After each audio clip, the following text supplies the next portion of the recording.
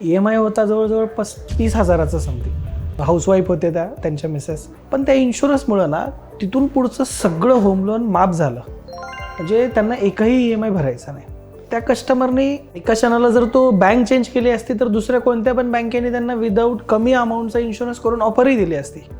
पण आजही ती फॅमिली माझ्या कॉन्टॅक्टमध्ये आहे, त्याच घरात राहत आहेत, पण ह्या इन्शुरन्समुळं आज ते खरंच सुखी राहत आहेत. 21 प्रोजेक्ट झाले. 21 प्रोजेक्ट झाले. हो. 9 प्रोजेक्ट्स आत्ता सध्या ऑनगोईंग आहेत. 2 प्रोजेक्ट्स आत्ता सध्या अपकमिंग आहेत. एक डोडरगावमध्ये आहे आणि एक चरोलीमध्ये आहे.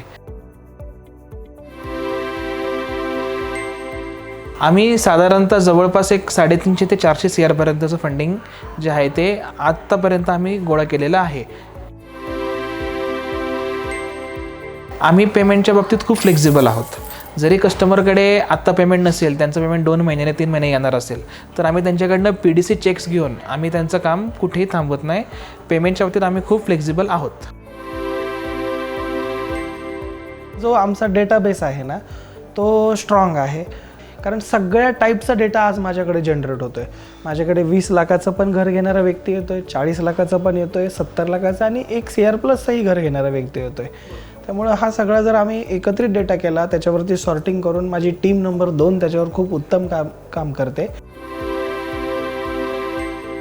आत्ता सगळ्यात हाय बजेट तर प्राधिकरणामध्ये आमचा द पर्ल म्हणून प्रोजेक्ट आहे. प्राधिकरण एरियामध्ये RTO ऑफिसच्या शेजारी हा प्रोजेक्ट येतो. त्यानंतर आमचा पुणे नाशिक हायवेला शाश्वत म्हणून एक प्रोजेक्ट चालू आहे.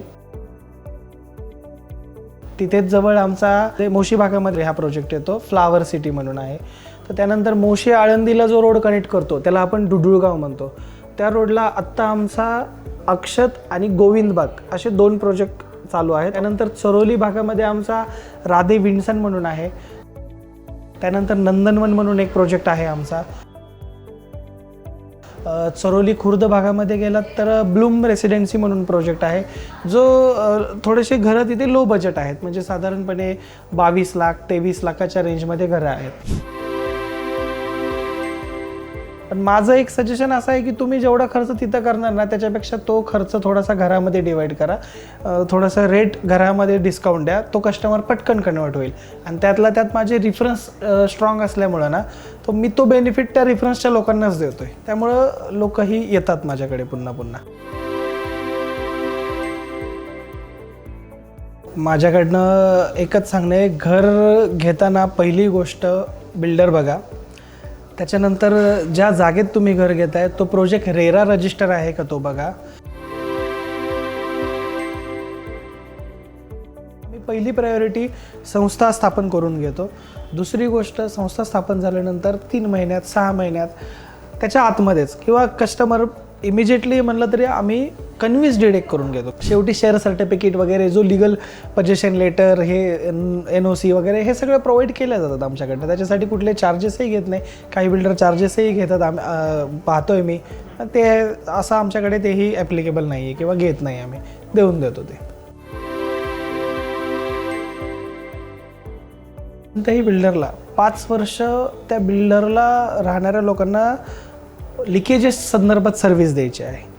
रेराच्या नॉर्म्सनुसार पहिलं बऱ्याचदा असं व्हायचं की एकदा बिल्डिंग विकली, फ्लॅट कंप्लीट झाले, लोक राहायला आले की असे काही बिल्डर होते, छोटे छोटे बिल्डर, की ते परत तिकडे जातही नव्हते.